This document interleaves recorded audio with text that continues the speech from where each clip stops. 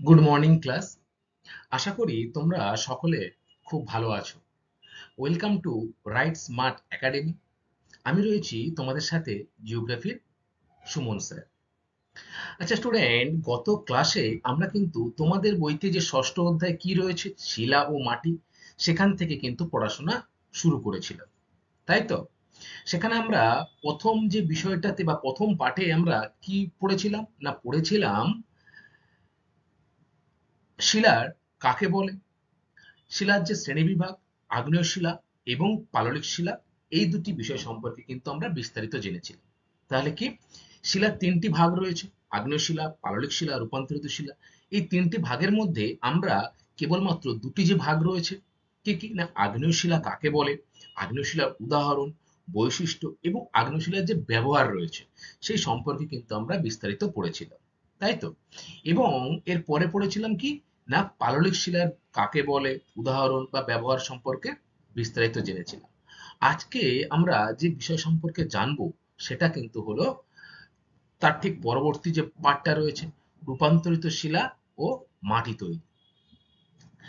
আজকে যে বিষয়টা আমরা জানবো রূপান্তরিত শিলা, এই বিষয় সম্পর্কে তো আমরা জানবোই, তার আগে গত ক্লাসের পড়া তোমাদের কেমন মনে আছে সেটা একটু প্রশ্ন উত্তরের মাধ্যমে আমরা জেনে নেওয়ার চেষ্টা করব। ঠিক আছে, তোমরা আশা করি বাড়িতে সকলে এই শিলার চ্যাপ্টারটা পড়াশোনা শুরু করেছো। গত ক্লাসে পড়া নিশ্চয়ই তোমাদের মনে আছে। আচ্ছা, কেউ আমাকে বলো তো যে শিলা কাকে বলে?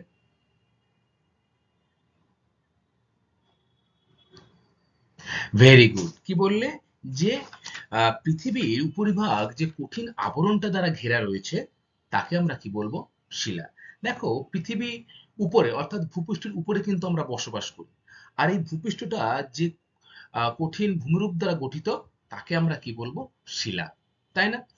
এই কঠিন ভূমিরূপ কিন্তু বিভিন্ন খনিজ পদার্থের সমন্বয়ে গঠিত, তাই তো? তাহলে এগুলো সবই শিলার রূপ, আমরা এটা জেনেছিলাম। এবারে তারপরে জেনেছিলাম যে শিলাকে কয় ভাগে ভাগ করা যায় ও কি কি। তোমরা বলো শিলাকে কয় ভাগে ভাগ করা যায়? তিন ভাগে ভাগ করা যায়। Very good. সেই তিনটি ভাগ তোমাদের নিশ্চয়ই মনে আছে। বলো। আগ্নেয় শিলা, পাললিক শিলা আর রূপান্তরিত শিলা, তাই তো? এবারে পৃথিবীতে প্রথম এসেছে কোন শিলা স্টুডেন্ট? আগ্নেয় শিলা। তাই আগ্নেয় শিলাকে কিন্তু আরো একটি নামে ডাকা হয়। তোমাদের মনে আছে যে আগ্নেয় শিলাকে কি নামে ডাকা হয় বা অপর নাম কি? প্রাথমিক শিলা। কেন প্রাথমিক শিলা বলা হয়? কারণ পৃথিবীতে এই আগ্নেয় শিলাই কিন্তু প্রথম এসছে। যখন পৃথিবী জ্বলন্ত গ্যাসীয় অগ্নিপিণ্ড ছিল, ধীরে ধীরে সে তাপ বিকিরণ করে যে ভূমিরূপ বা যে শিলার সৃষ্টি হয়েছে সেটি কিন্তু আগ্নেয় শিলা, আগ্নেয় শিলা, তাই তো? তোমরা আমাকে বলো এবারে যে আগ্নেয় শিলার উদাহরণ কি কি। Very good. আগ্নেয় শিলাকে মূলত দুটি ভাগে ভাগ করা যায়। তার আগে আগ্নেয় শিলার উদাহরণ তোমরা কি বললে? যে গ্রানাইট, বেসাল্ট, ডলোরাইট। তোমরা রেল লাইনের ধারে নিশ্চয়ই কেউ কখনো ঘুরতে গেছো, গেছো তো? তাহলে সেখানে তোমরা কি দেখেছো যে বড় বড় পাথর পড়ে থাকে রেল লাইনের মধ্যে। সেই পাথরগুলো আসলে কি তোমরা জানো? Very good. সেই পাথরগুলো কিন্তু হলো এক প্রকার শিলা। কোন শিলা সেটি? সেটি হলো কিন্তু ব্যাসাল্ট। আবার এই আগ্নেয় শিলার আরো একটা উদাহরণ কি? গ্রানাইট।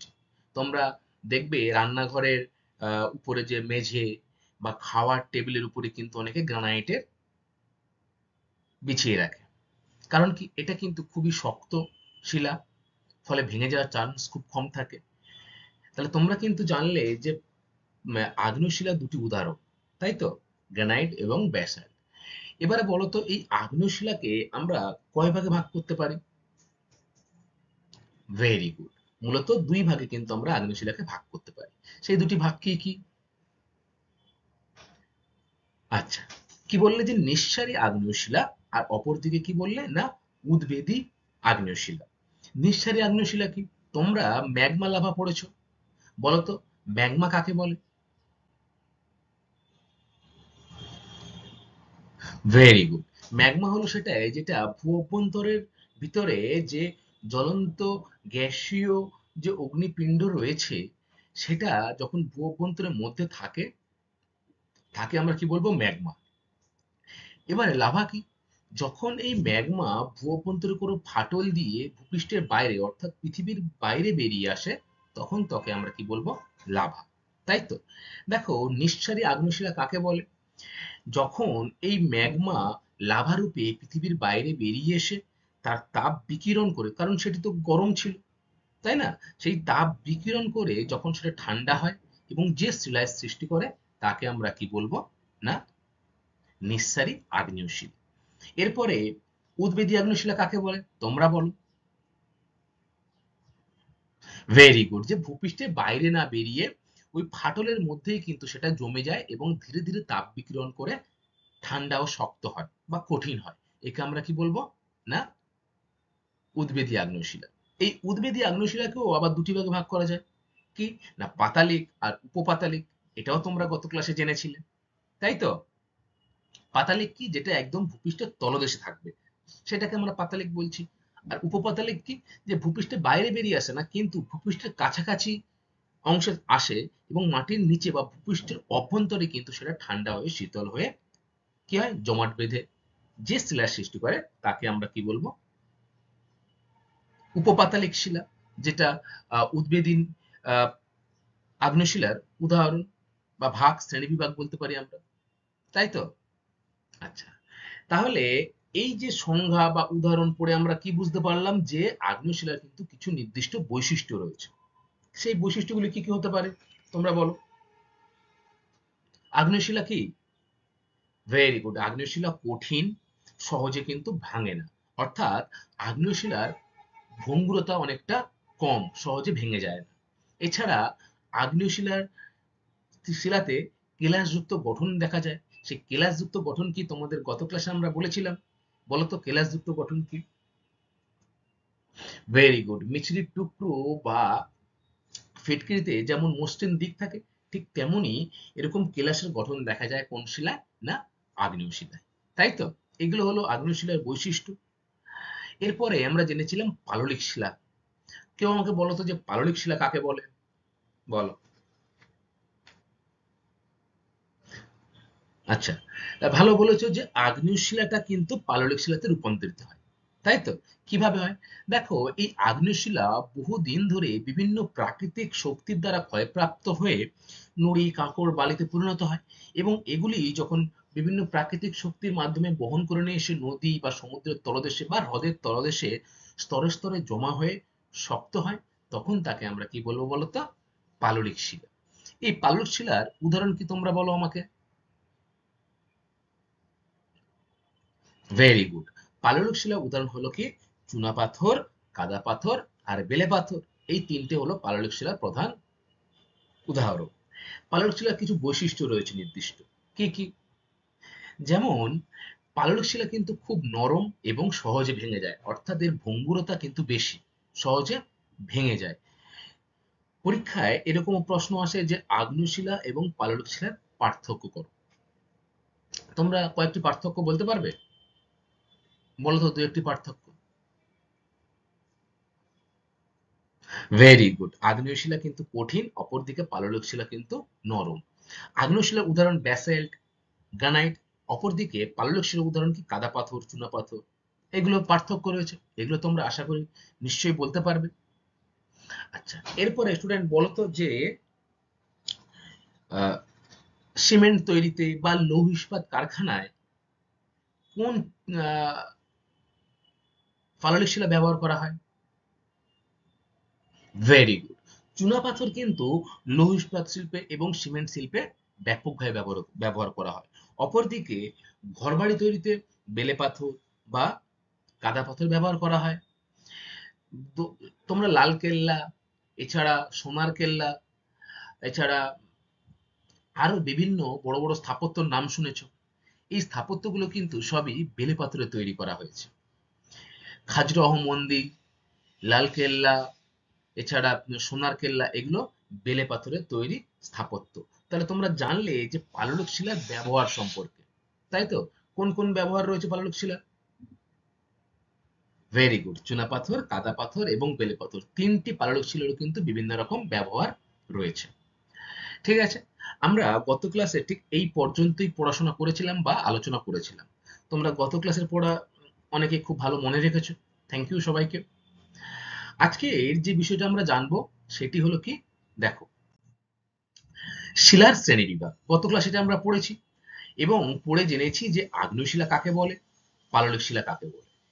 এই আগ্নেয় শিলার বৈশিষ্ট্য উদাহরণ জেনেছি, পাললিক শিলারও বৈশিষ্ট্য উদাহরণ ও ব্যবহার সম্পর্কে জেনেছি। এছাড়া আর কি জেনেছিলাম যে আগ্নেয় শিলার নিস্তারী আগ্নেয় শিলা, উদ্ভিদী আগ্নেয় শিলা, আবার উদ্ভিদকে দুই ভাগে ভাগ করা যায়, কি না উপপাতলিক শিলা আর পাতালিক শিলা। আজকে আমরা যে বিষয়টা নিয়ে আলোচনা করব সেটা হলো শিলার যে তৃতীয় নম্বর ভাগটা রয়েছে, কি না রূপান্তরিত শিলা। দেখো এই নামটা শুনলেই মনে হবে যে রূপান্তরিত মানে কি, একটা রূপ ছিল সেখান থেকে সম্পূর্ণ নতুন রূপ ধারণ করেছে, তাই তো? তাহলে এই আগ্নেয় শিলা আর পাললিক শিলা যখন নতুন রূপ ধারণ করে তখন তাকে কি বলা হয় বলতো, রূপান্তরিত শিলা।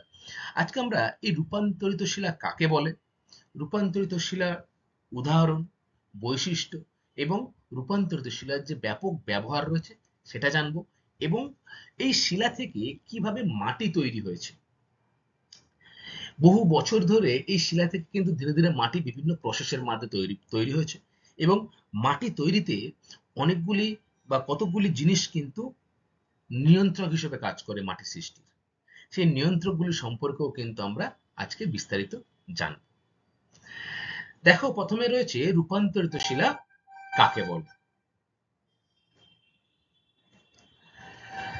আগ্নেয় ও পাললিক শিলা ভূ অভ্যন্তরের প্রচণ্ড চাপ, তাপ ও নানা রাসায়নিক বিক্রিয়ায় মাধ্যমে দীর্ঘ সময় ধরে পুরনো ভৌত ও রাসায়নিক ধর্ম হারিয়ে সম্পূর্ণ নতুন রূপ ধারণ করছে বা নতুন ধর্ম বিশিষ্ট একটা রূপ ধারণ করছে, তখন তাকে কি বলা হচ্ছে বলতো, রূপান্তরিত শিলা। যার ইংলিশ কি না মেটামরফিক রক কিন্তু বলা হয় কাকে, না রূপান্তরিত শিলাকে। তাহলে কি দাঁড়ালো যে পাললিক শিলা আর আগ্নেয় শিলা এই দুটি শিলা আগে এসেছে। এই দুটি শিলা যখন ভূ অভ্যন্তরের মধ্যে থাকে, যখন ভূ অভ্যন্তরে প্রচন্ড চাপ এবং ভূ অভ্যন্তরের নিচে কি থাকে, তাপ থাকে, তো সেই তাপ এবং নানা রাসায়নিক বিক্রিয়া অর্থাৎ বিভিন্ন গ্যাস থাকে ভূ অভ্যন্তরের মধ্যে, সেই গ্যাসের সাথে বিক্রিয়া করে দীর্ঘ সময় ধরে বিক্রিয়া করার ফলে তার যে পুরনো ভৌত রাসায়নিক ধর্ম সেটা হারিয়ে ফেলছে এবং নতুন একটা রূপ কিন্তু সে ধারণ করছে, তখন তাকে আমরা কি বলবো বলতো, না রূপান্তরিত শিলা। উদাহরণ তোমরা দেখো এখানে,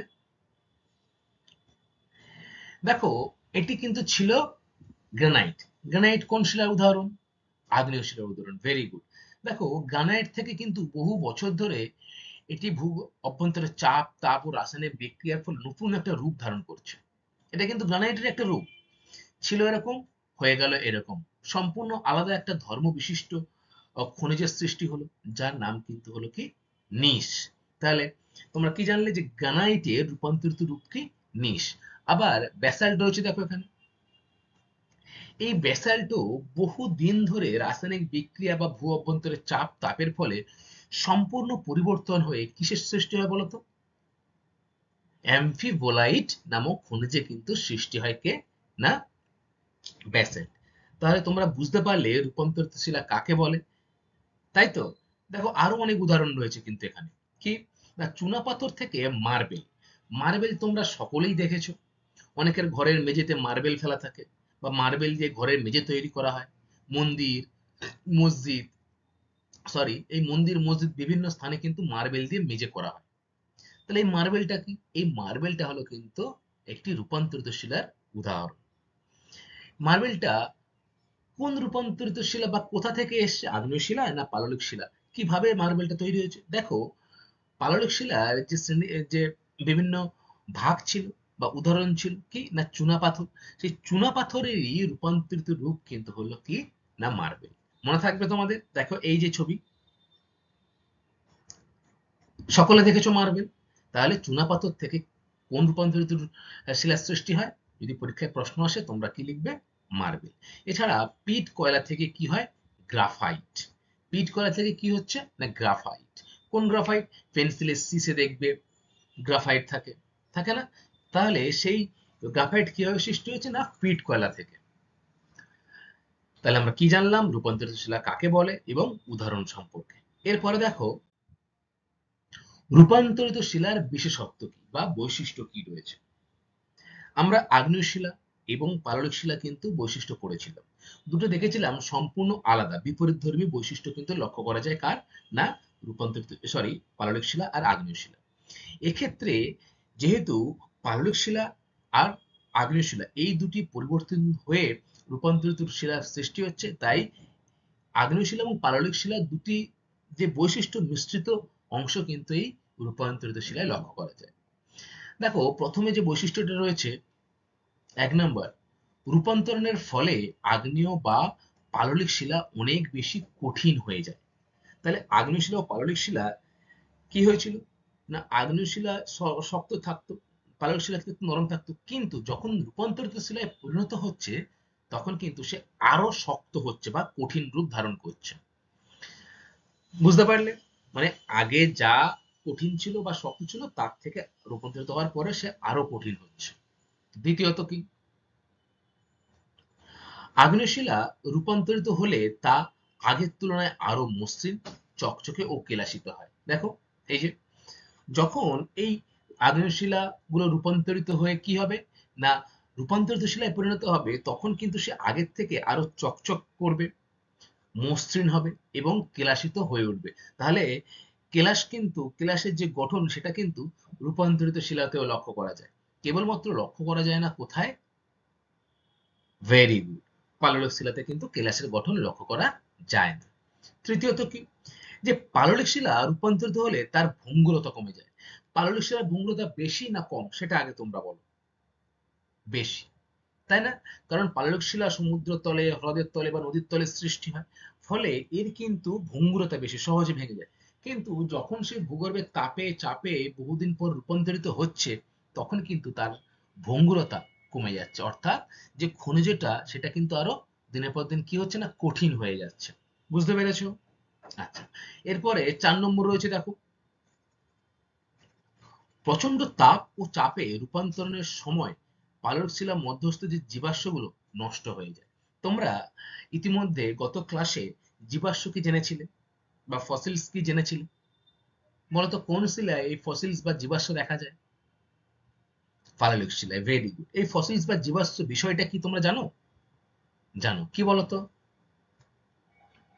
ভেরি গুড, পাললিক শিলা তৈরি হওয়ার সময় বিভিন্ন সামুদ্রিক প্রাণী বা উদ্ভিদ যদি সেই পাললিক শিলার ভাঁজে পড়ে যায় তখন তার কিন্তু ছাপটা বা প্রস্তরী খণ্ড কিন্তু থেকে যায়, এটাকে কি বলা হয়? জীবাশ্ম।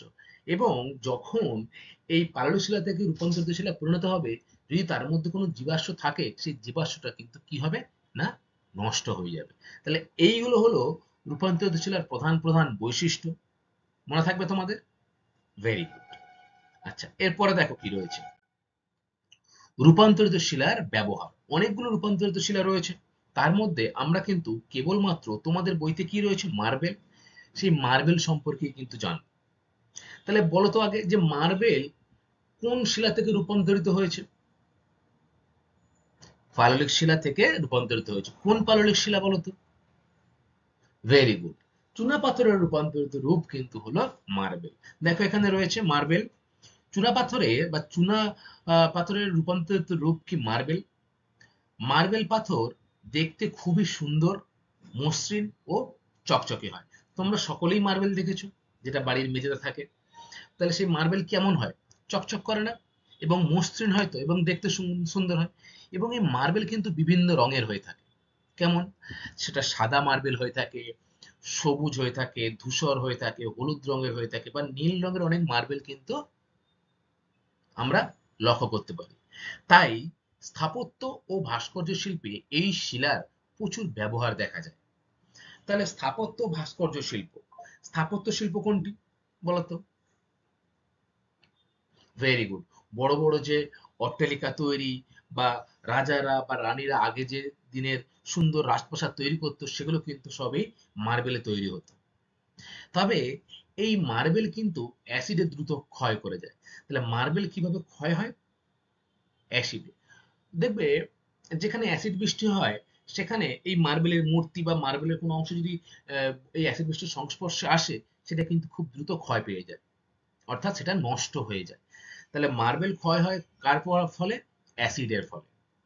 তোমরা নিশ্চয়ই বিশ্ববিখ্যাত সৌধ তাজমহলের নাম সকলেই শুনেছো। কে তৈরি করেছিলেন তাজমহল? শাহজাহান তার ওয়াইফের স্মৃতির উদ্দেশ্যে, তাই তো? তাহলে সেই শাহজাহান যে তাজমহল তৈরি করেছিল, সেই তাজমহল কিন্তু সম্পূর্ণ মার্বেল দিয়ে তৈরি করা হয়েছিল। দেখো এই যে ছবিটা তোমরা দেখতে পাচ্ছ, এই তাজমহল কিসে তৈরি করা হয়েছে? না, মার্বেল দিয়ে তৈরি করা হয়েছে। এছাড়া বাড়ির ছাদ বা দেওয়াল ইত্যাদি নির্মাণ করতেও কিন্তু বর্তমানে ব্যাপকভাবে এই মার্বেল ব্যবহার করা হয়, তাই তো? আচ্ছা, তাহলে তোমরা মনে রাখবে যে রূপান্তরিত শিলা কাকে বলে, এর বৈশিষ্ট্য এবং এই শিলার উদাহরণ এবং এর ব্যবহার কি। আচ্ছা, এরপরে আমরা দেখব শিলা থেকে মাটি তৈরি হয় কিভাবে। আমরা এতক্ষণ শিলার শ্রেণীবিভাগ সম্পর্কে পড়েছি, এবারে শিলা থেকে কিভাবে মাটি তৈরি হয়। নানা প্রাকৃতিক শক্তি দ্বারা শিলা কিন্তু ভেঙে যায়। সেই প্রাকৃতিক শক্তিগুলো কি কি? ধরো এই যে শিলা রয়েছে, ঠিক আছে? এই শিলা দেখো দিনের পর দিন ক্ষয়প্রাপ্ত হচ্ছে। কার দ্বারা ক্ষয়প্রাপ্ত হচ্ছে? বিভিন্ন প্রাকৃতিক শক্তি দ্বারা ক্ষয়প্রাপ্ত হচ্ছে। সেই প্রাকৃতিক শক্তিগুলো কি কি?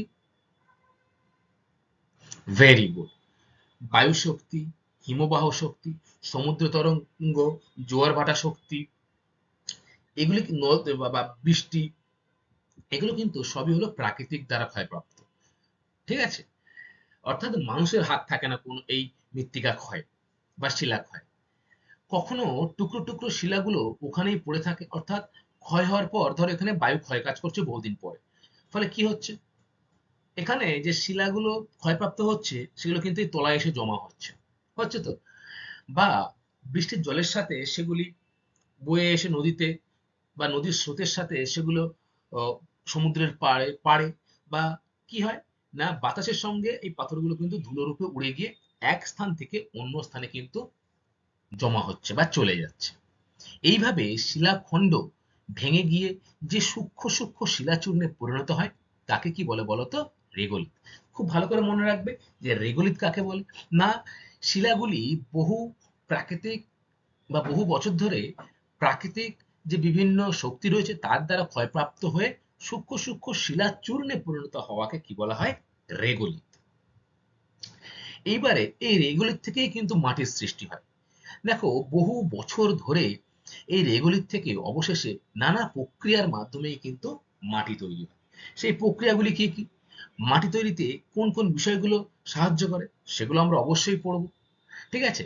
এখানে তোমরা কি জানলে যে রেগলিত কাকে বলে, এবং এই রেগলিত থেকেই কিন্তু বহু বছর ধরে মাটির সৃষ্টি হয়।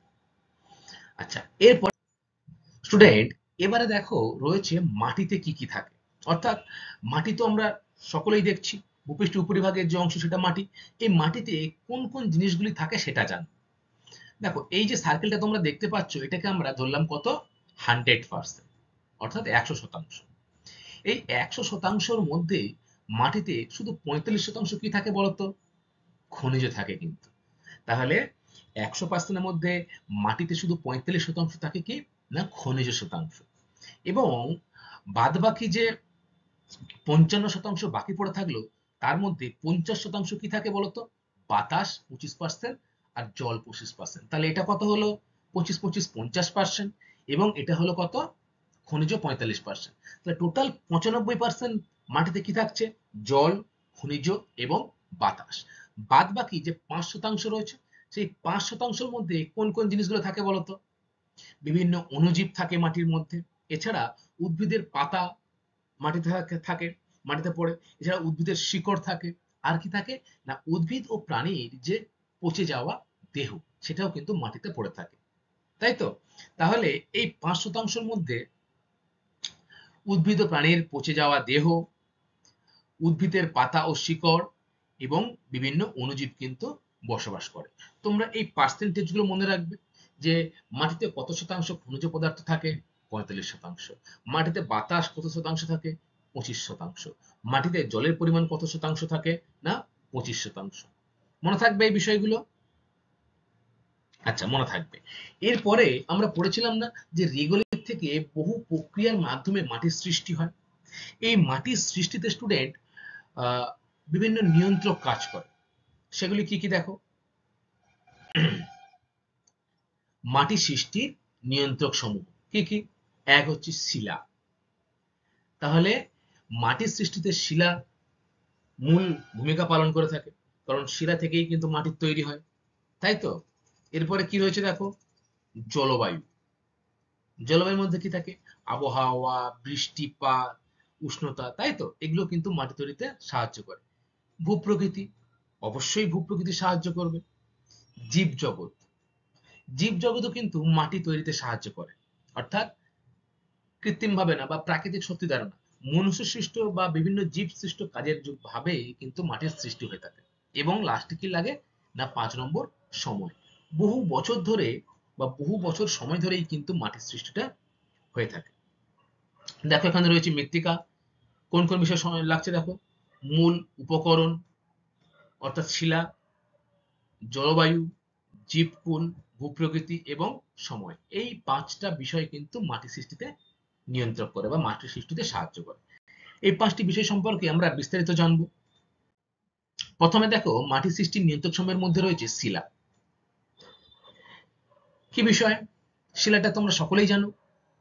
ভবিষ্যতে মাটি কেমন হবে তা নির্ভর করে কিন্তু শিলার প্রকৃতির উপর, তবে জলবায়ু, উদ্ভিদ ও মাটি তৈরিতে প্রভাবিত করে। দেখো এখানে তোমরা একটা ছবি দেখছো, এটা কিন্তু শিলা। এই শিলা বিভিন্ন প্রাকৃতিক উপায়ে ক্ষয়প্রাপ্ত হয়ে মাটির সৃষ্টি হয়। শিলাটা কি? নুড়ি, কাঁকর, বালি এগুলো থাকতে পারে। ফলে মাটির প্রকৃতি কেমন হবে বা শিলার প্রকৃতি কেমন হবে সেটা কিন্তু নির্ভর করে এই শিলার উপর। বা বালি মাটি হবে না কাদা মাটি হবে, এই যে মাটির ভাগ তোমরা নিশ্চয়ই জানো, বা মাটির শ্রেণীবিভাগ তোমরা পড়েছো। মাটিকে কয় ভাগে ভাগ করা যায় বলো? 3 ভাগে।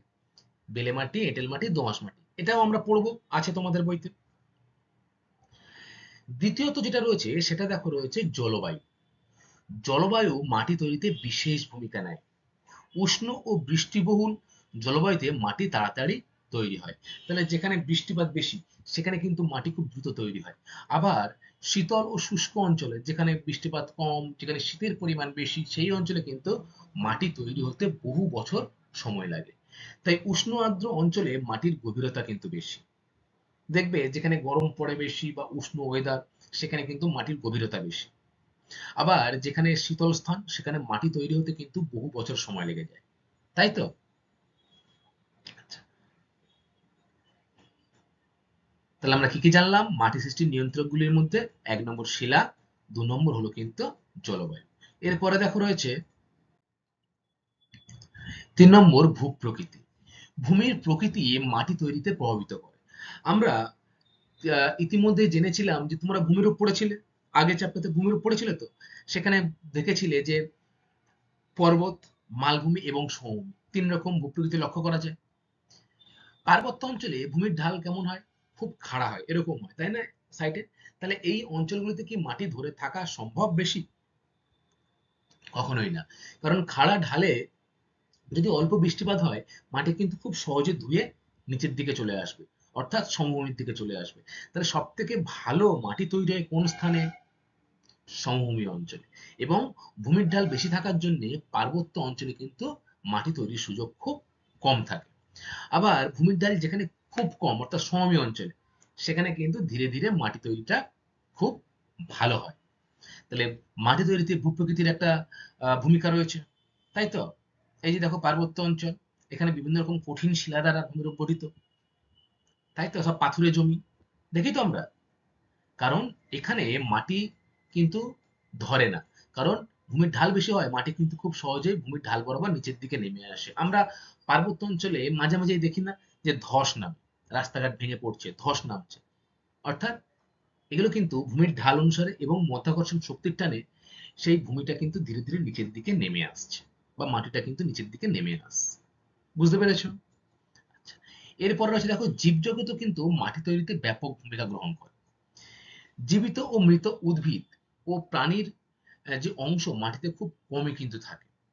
কিন্তু পিঁপড়ে, কেঁচো, ছুঁচো, সাপ মাটিকে কিন্তু আলগা করে দেয়, অর্থাৎ মাটির মধ্যে গর্ত করে, গর্ত করে মাটিটাকে কিন্তু ভিতরের তলার মাটিটা কিন্তু উপরের দিকে নিয়ে চলে আসে, আসে তো? তাহলে এই যে জল বাতাস খুব সহজেই কিন্তু মাটির অভ্যন্তরে প্রবেশ করতে পারছে সেই ফুটো দিয়ে। তাহলে বিভিন্ন রকম যে জীবিত বা মৃত উদ্ভিদ সেগুলো মাটিতে কম থাকে। কিন্তু যে কেঁচো, ছুঁচো, তারপরে সাপ, এগুলো কিন্তু কি করে না মাটিকে আলগা করে। মৃত উদ্ভিদ ও প্রাণী মাটিতে পুষ্টি যোগায়। মৃত উদ্ভিদ যেমন গাছের ডালপালা, গাছের পাতা যেমন মৃত্তিকার কি করে? পুষ্টি যোগায় তো। অর্থাৎ মৃত্তিকায় কিন্তু উর্বরতা করতে সাহায্য করে। তেমনি ঠিকই মৃত প্রাণীর দেহও কিন্তু মৃত্তিকার উর্বরতা বাড়াতে সাহায্য করে বা পুষ্টি যোগায়। এরপরে একদম শেষে রয়েছে দেখো সময়। মাটি তৈরিতে বহুত সময় লাগে বা বহু বছর কিন্তু সময় লাগে। মাটি একদিনে কিন্তু তৈরি হয় না। হাজার হাজার বছর, এমনকি লক্ষ লক্ষ বছরও লেগে যায় কখনো কখনো মাটি তৈরি হতে। বুঝতে পেরেছো? তাহলে মাটি তৈরিতে সবথেকে গুরুত্বপূর্ণ বিষয় কি? সময়। বহু বছর কিন্তু সময় লেগে যায়। আর এটা দেখো মাটির মধ্যে থাকা জীবজগৎ কেঁচো মাটিটাকে আলগা করে দেয়। বুঝতে পেরেছো? আচ্ছা, এরপরে দেখো রয়েছে মাটির দানা বা গ্রথন। মাটির দানা বা মাপ অনুযায়ী মাটিকে ৩ ভাগে ভাগ করা যায়। সেই ভাগ ৩টি কি কি? তোমরা সকলেই জানো। বেলে মাটি, এঁটেল মাটি এবং দোআঁশ মাটি। বেলে মাটিতে কিন্তু বালির ভাগ বেশি থাকে, তাই এর নাম কি? বেলে মাটি। আবার এঁটেল মাটিতে কি না কাদার ভাগ বেশি থাকে, এটাকে কি বলা হয়? এঁটেল মাটি। এবং দোআঁশ মাটি কোনটা থাকে বেশি বলতো? কোনোটা বেশি থাকে না, কারণ বালির ভাগ এবং কাদার ভাগ সমান সমান যে মাটিতে থাকে তাকে আমরা কি বলবো বলতো? দোআঁশ মাটি। তাই তো? Very good. আমরা এই বেলে মাটি, এঁটেল মাটি, দোআঁশ মাটি এগুলো পড়বো এবং মাটির যে দানা অর্থাৎ কোনটি সূক্ষ্ম মাটি, কোনটি হচ্ছে মোটা দানার মাটি, সেই সম্পর্কে কিন্তু একটু জানবো। তার আগে দেখো এই যে বেলে মাটি, দোআঁশ মাটি, এঁটেল মাটি। মাটির দানা দেখো, মাটির দানার মাপ বড় না সূক্ষ্ম তার উপর ভিত্তি করে মাটিকে আবার শ্রেণী বিভাগ করা যায় কি? সেই বেলে মাটি, এঁটেল মাটি, দোআঁশ মাটি এই ৩টে ভাগেই ভাগ করা যায়। প্রথমে আমরা দেখবো বেলে মাটি সম্পর্কে। বেলে মাটির দানা কিন্তু মোটা। দেখো এই যে দানাগুলোর মধ্যে ফাঁক থাকে বেশি। তাই আমরা দেখবে বেলে মাটিতে বা বালির উপরে জল ঢাললে খুব সহজেই সেই জলটা কিন্তু মাটির তলায় পৌঁছে যায়, বা জল বেলে মাটি চুঁইয়ে জলটা কিন্তু নিচে প্রবেশ করে। তাই তো? তাহলে তোমরা বলো এখানে কি কৃষিকাজ ভালো হবে না হবে না বেলে মাটিতে? Very good. বেলে মাটিতে কিন্তু কৃষিকাজ ভালো হবে না। কারণ কি? এই মাটিতে জল ধারণ ক্ষমতা কম, দানাগুলো কি মধ্যে বেশি ফাঁক থাকে, ফলে জল কিন্তু খুব সহজেই মাটির অভ্যন্তরে পৌঁছে যায়। ঠিক আছে? ফলে গাছ কিন্তু যে শিকড় দ্বারা যে তার মাটি থেকে জলটা তুলবে সেটা কিন্তু পারে না। তাই এই অংশে কিন্তু কৃষিকাজটা ভালো হয় না। দ্বিতীয় দেখো রয়েছে এঁটেল মাটি। এঁটেল বা কাদামাটির নানা বা দানা কিন্তু সূক্ষ্ম। তাহলে কি? বেলে মাটির দানা কিন্তু মোটা আর এঁটেল মাটির দানা কিন্তু সূক্ষ্ম। দানার মধ্যে ফাঁক এতই কম যে জল ঢাললে সেই জলটা কিন্তু দাঁড়িয়ে থাকে, ফলে ফসল কিন্তু খুব ভালো হয়। এই এঁটেল মাটি আমাদের পশ্চিমবঙ্গে যে দক্ষিণবঙ্গ রয়েছে, যেমন সুন্দরবন অঞ্চল থেকে শুরু করে মুর্শিদাবাদ, নদিয়া, এই অঞ্চলগুলোতে ব্যাপকভাবে লক্ষ্য করা যায়। ফলে এইসব অঞ্চলগুলোতে কিন্তু চাষবাসও খুব ভালো হয়, ফলনও খুব ভালো হয়, যেমন ধান চাষ, পাট চাষ, এগুলো প্রচুর পরিমাণে জল লাগে মাটিতে। আর এই এঁটেল মাটির জন্য কি হয় না জল কিন্তু মাটিতে দাঁড়িয়ে থাকে, খুব সহজে মাটির তলায় চুইয়ে প্রবেশ করতে পারে না। তাহলে ফসল ভালো হয় কোন মাটিতে? এঁটেল মাটিতে। বুঝতে পেরেছো তোমরা? দেখো এই যে হচ্ছে এঁটেল মাটি, যেখানে কাদার ভাগ কিন্তু বেশি। এরপরে রয়েছে দেখো দোআঁশ মাটি। দোআঁশ মাটিতে বালি আর কাদার ভাগ কিন্তু সমান সমান থাকে। জল, বাতাস ও অন্য উপাদানগুলো সঠিক মাত্রায় থাকে, সুতরাং এই মাটি ফসল ফলানোর জন্য বেশ ভালো। তাহলে দোআঁশ মাটিও কিন্তু দেখো এই যে বালি আর কাদা কিন্তু সমান সমান থাকে। ঠিক আছে? এবং এই মাটি কিন্তু ফসল ফলানোর জন্য খুবই ভালো। এরপরে রয়েছে দেখো কোন মাটি কি রকম। তাহলে তোমরা তোমাদের বইতেই ছকটা রয়েছে, দেখবে মাটির ধরন এঁটেল মাটি। তাহলে এর দানার মাপ কেমন? সূক্ষ্ম। জল ধারণ ক্ষমতা কি? খুব বেশি। এবং ফসল কি হয়? ধান, পাট হয়। বেলে মাটিতে কি হয় না দানার মাপ বড়, জল ধারণ ক্ষমতা একদম নেই। কি কি ফসল হয়? তরমুজ, শসা ইত্যাদি কিন্তু উৎপন্ন হয়। আর দোআঁশ মাটিতে দানার মাপও মাঝারি আর জল ধারণ ক্ষমতাও কিন্তু মাঝারি, তাই তো? দেখো এই যে মাঝারি, সবই মাঝারি। এখানে ধান, গম, পাট, বিভিন্ন শাকসবজি কিন্তু খুব ভালো হয় কোথায়? না, দোআঁশ মাটি। স্টুডেন্ট, আশা করি তোমরা শিলা ও মাটির চ্যাপ্টারটা ভালো করে বুঝতে পেরেছো। তোমাদের বইতে এই অবধি রয়েছে। আমরা আজকের এই অংশটা পড়ানোর মাধ্যমে শিলা ও মাটি চ্যাপ্টারটা শেষ করলাম। এবারে পরীক্ষায় কিন্তু গুরুত্বপূর্ণ কয়েকটি প্রশ্ন আসে, সেগুলো কি কি আমরা একটু দেখে নেবো চটজলদি। দেখো, তোমরা এই উত্তর বলার চেষ্টা করো। কয়েকটি গুরুত্বপূর্ণ প্রশ্ন। ১ নাম্বার, তাজমহল তৈরি হয়েছে কোন শিলা দিয়ে? বলো, তাজমহল কোন শিলা দিয়ে তৈরি হয়েছে? রূপান্তরিত শিলা দিয়ে। কোন রূপান্তরিত শিলা? ভেরি গুড, মার্বেল দ্বারা কিন্তু তাজমহল তৈরি হয়েছে। ২ নম্বর দেখো কি রয়েছে, চুনাপাথরের রূপান্তরিত রূপ কি? বলো, খুব সহজ, মার্বেল। তাহলে চুনাপাথর এক ধরনের কাদা পাথর, যেটা রূপান্তরিত হয়ে কিসে পরিণত হচ্ছে? না, রূপান্তরিত শিলা, এবং তার নাম কি? মার্বেল। ৩ দাগ দেখো, রেগোলিথ কাকে বলে? বলো, রেগোলিথ কাকে বলে তোমরা?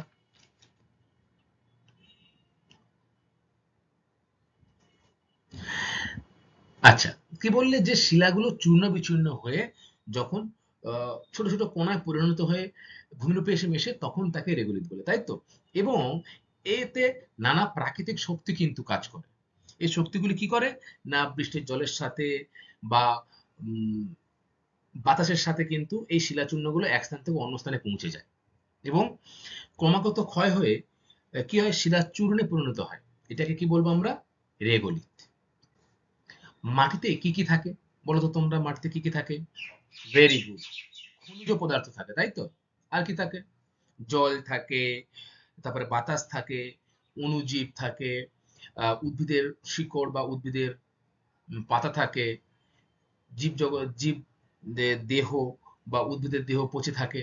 এগুলো মাটিতে লক্ষ্য করা যায়। পরিমাণগুলো তোমরা পড়ে নেবে বই দেখে।